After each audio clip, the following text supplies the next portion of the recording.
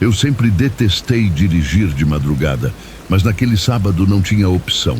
O bar onde eu fazia freelance de barman, numa chácara de festas na saída de Paracatu, fechou depois das 2, e eu ainda fiquei quase 1 hora conferindo estoque e assinando o recibo. Quando finalmente liguei o carro, eram quase 3h30. A BR-40 naquele trecho é um risco de tinta preta atravessando o nada. Mato, cerca, mais mato e um breu que engole o mundo além do que os faróis alcançam.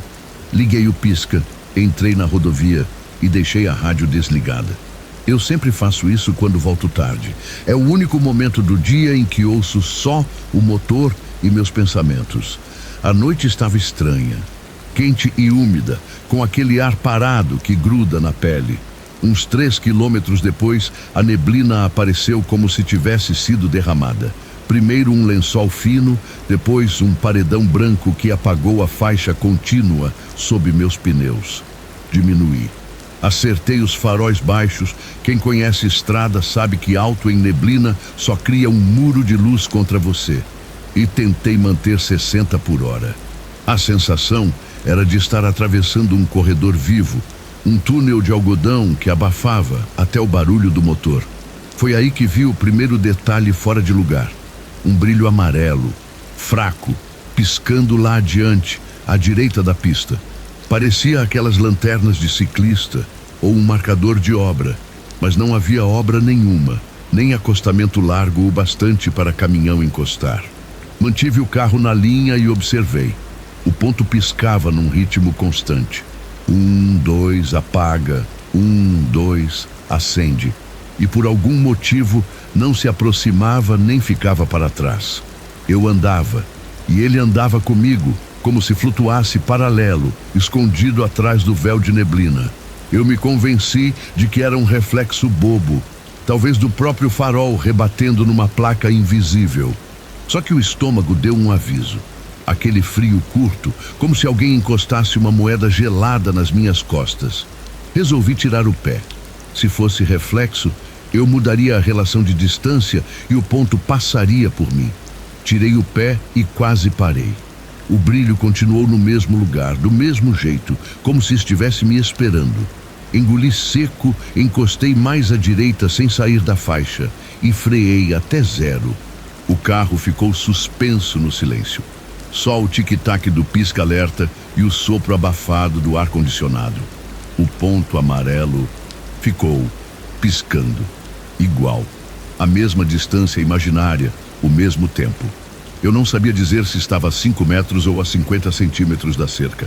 Naquela neblina, tudo flutuava sem dimensão. Vai embora, eu pensei. Vai embora que eu sigo. E como se tivesse ouvido, o ponto mudou.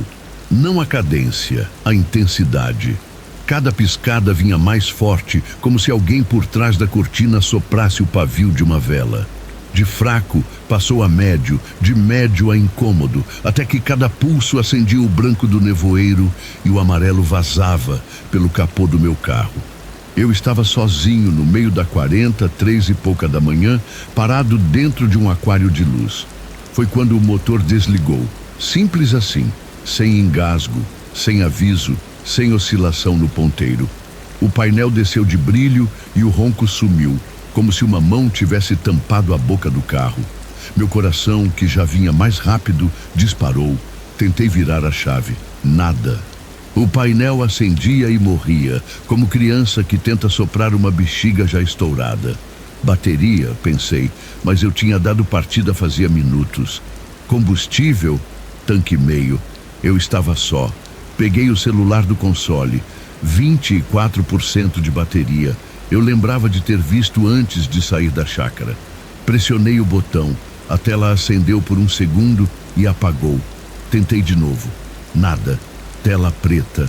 Aquele preto profundo que parece mais pesado que o aparelho. Senti as mãos suarem. E lá fora, o pulso amarelo crescendo, crescendo, até começar a arder mesmo de olhos semicerrados. Foi instinto. Ergui o antebraço para proteger a vista e me deitei sobre o volante, tentando me esconder do clarão que agora atravessava a neblina como um holofote. Durou 10 segundos, 20, Eu não sei. O tempo ali virou um animal diferente, lento quando eu precisava de pressa, rápido quando eu tentava entender. O brilho subiu como se alguém estivesse girando um dimmer invisível ao máximo, e então sumiu. Não apagou, sumiu, como se alguém fechasse uma porta e a luz ficasse do outro lado. Fiquei alguns segundos respirando alto, ouvindo meu próprio ar pesado ricochetear no para-brisa. O ponto de luz não estava mais lá.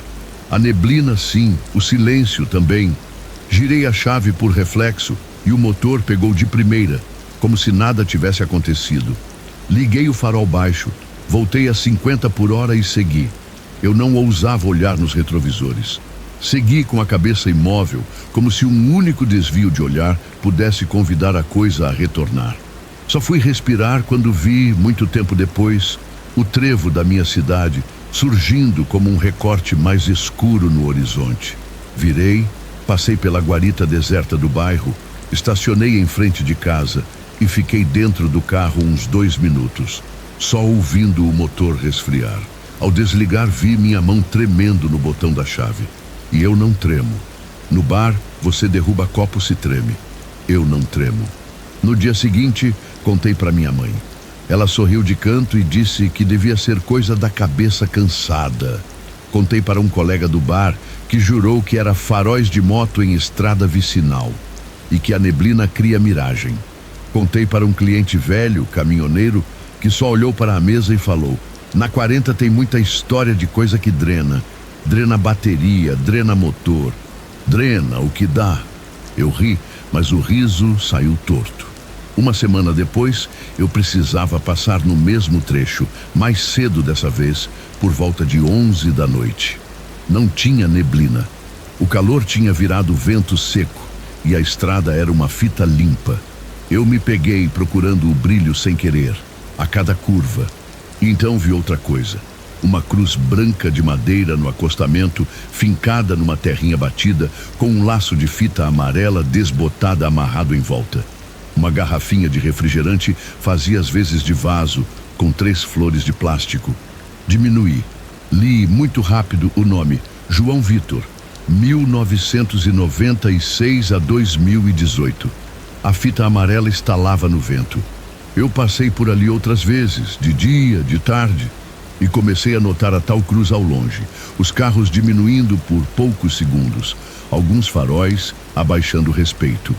Um dia, estacionei num posto e perguntei ao frentista. Ele contou sem pressa, com aquela vontade de quem ocupa o tempo entre uma bomba e outra.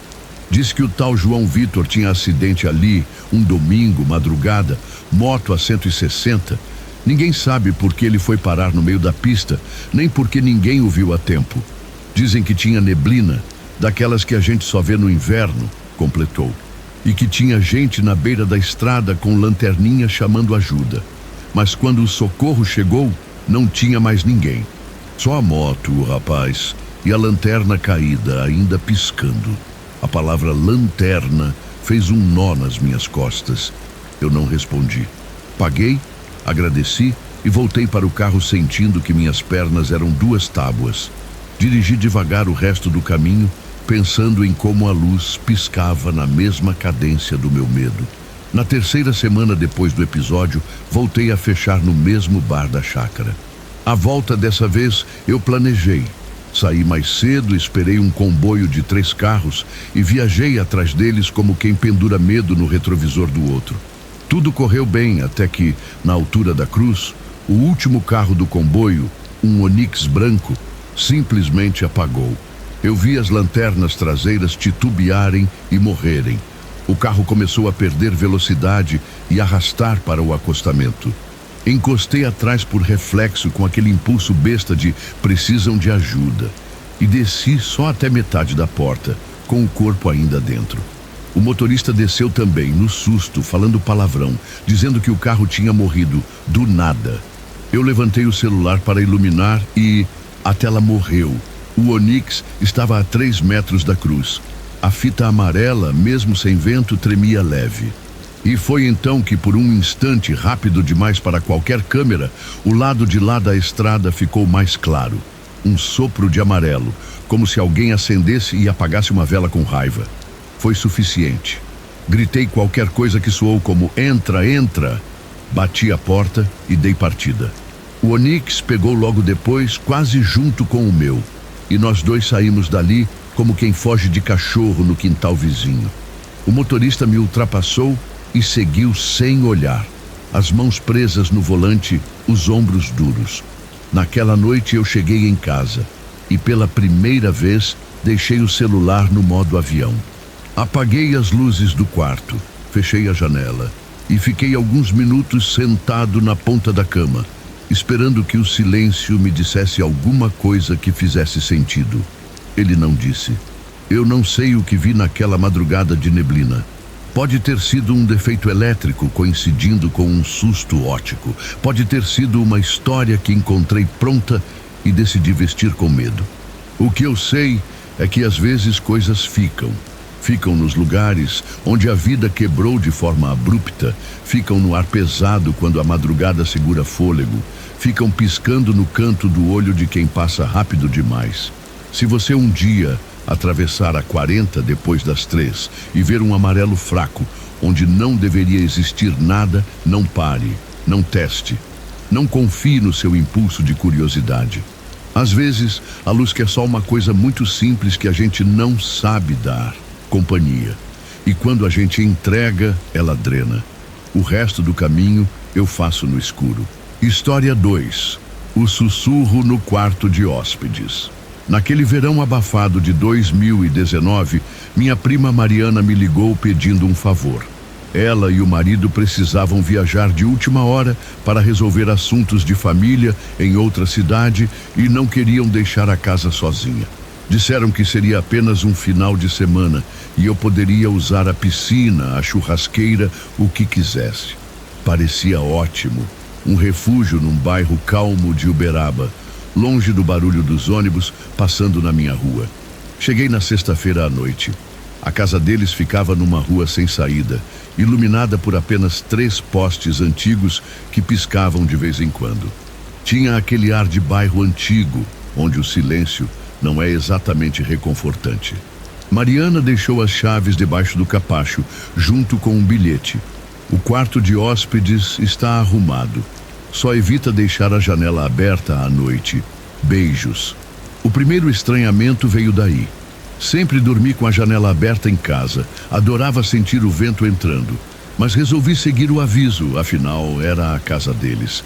Jantei, tomei um banho e fui para o quarto de hóspedes. Era simples. Cama de casal, um criado mudo com abajur, guarda-roupa pequeno e uma janela com cortina grossa. Fechei bem, apaguei a luz e fiquei no celular até o sono chegar. E foi no meio dessa transição entre acordado e dormindo que ouvi um sussurro, baixo, arrastado, vindo do canto da parede perto da janela. Parecia uma voz, mas tão suave que era impossível entender o que dizia. Abri os olhos, ainda deitado, e encarei a cortina fechada. Nada se movia. O coração acelerou. Liguei o abajur. Silêncio absoluto. Achei que era paranoia de estar num lugar diferente. Desliguei a luz, me virei para o outro lado e fechei os olhos de novo. Menos de 1 minuto depois, o sussurro voltou. Dessa vez, mais longo. Não era som de vento, não era barulho de rua. Era humano. Uma voz tentando dizer algo. Levantei num pulo, acendi a luz e fui até a janela. Tudo fechado. Puxei a cortina. Escuridão total lá fora, apenas um dos postes piscando mais adiante. Fiquei ali parado, tentando ouvir qualquer ruído. Nada. Fechei a cortina, voltei para a cama e deixei a luz acesa dessa vez. Não sei exatamente quando dormi, mas acordei às 3h25 da madrugada com um frio estranho, mesmo no calorão. O abajur estava apagado. Eu tinha certeza de que o deixara aceso. Levantei para acender e percebi que a cortina agora estava meio aberta. A janela também. Um filete de ar gelado entrava, trazendo um cheiro de terra molhada. O sussurro veio de novo, mais próximo, quase ao pé da cama. Meus dedos tremeram ao segurar o interruptor.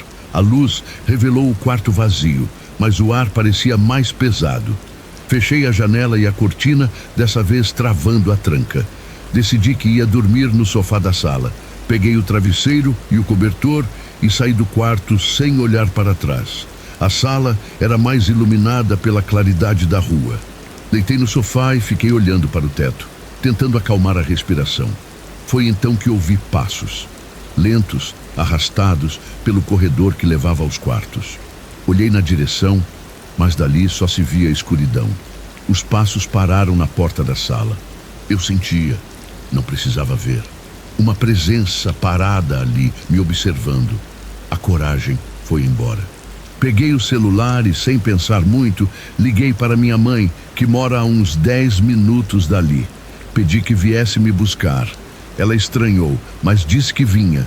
Enquanto esperava, os passos voltaram, só que agora indo na direção contrária, de volta para o corredor. O silêncio voltou, mas não trouxe alívio. Assim que minha mãe chegou, saí sem apagar nada, trancando a porta por fora. Dormi na casa dela o resto da noite.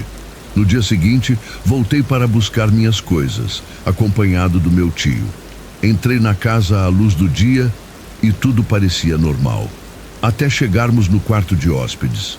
No canto perto da janela, no rodapé da parede, havia um risco estranho, como se algo tivesse raspado a tinta e deixado uma marca fina, vertical. Ao lado, no vidro da janela, marcas de dedos, como se alguém tivesse pressionado a mão pelo lado de fora. Mariana voltou na segunda-feira, e quando contei o que aconteceu, ela apenas suspirou e disse: "Eu devia ter te explicado, mas achei que fosse impressão minha. Desde que nos mudamos, esse quarto nunca ficou confortável. Todo mundo que dorme nele diz ouvir alguma coisa. Nós mesmos evitamos. Essa janela, não importa quantas vezes a gente feche, às vezes de manhã ela está aberta. Depois disso, nunca mais aceitei cuidar da casa deles. E até hoje, quando passo por aquela rua, sinto um arrepio, como se o sussurro ainda estivesse me esperando no canto daquele quarto." História 3.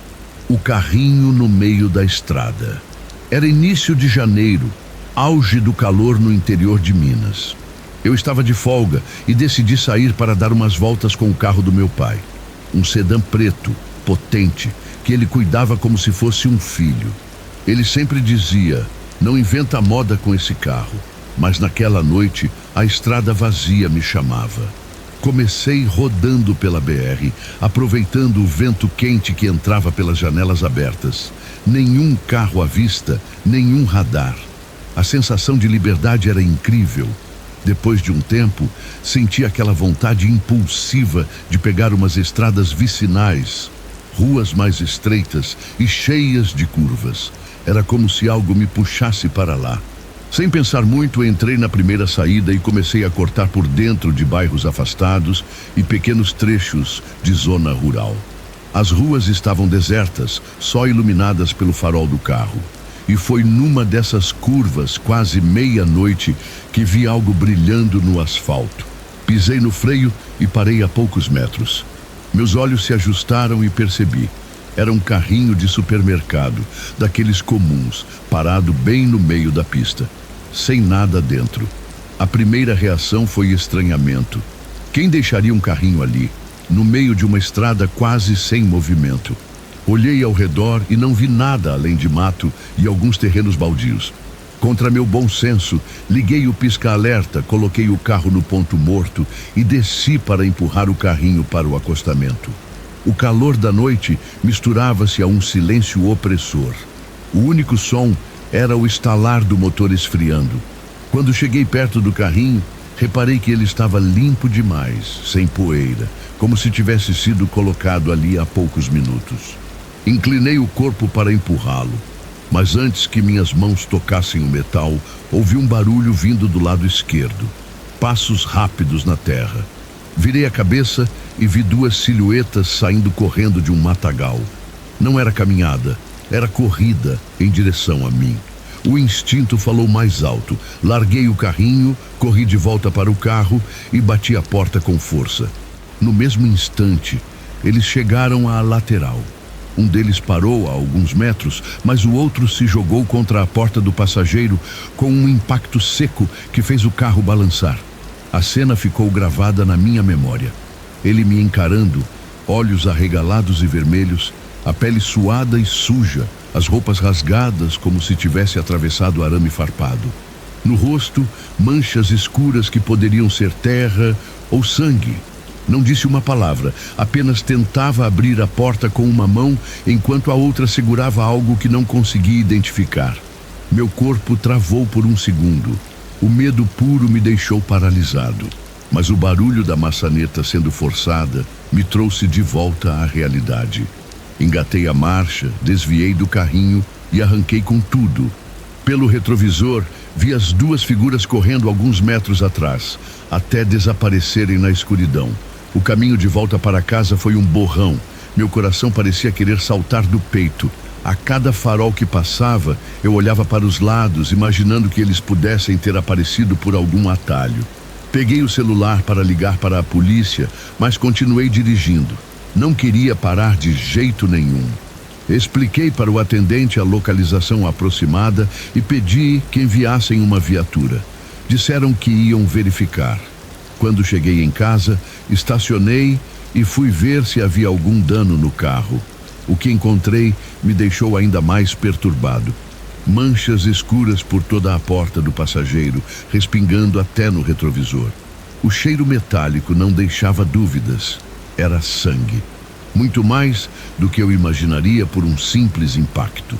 Também havia um amassado quase imperceptível na porta. Olhar para aquilo me trouxe uma mistura de repulsa e culpa. Será que aquele homem estava ferido antes de me atacar?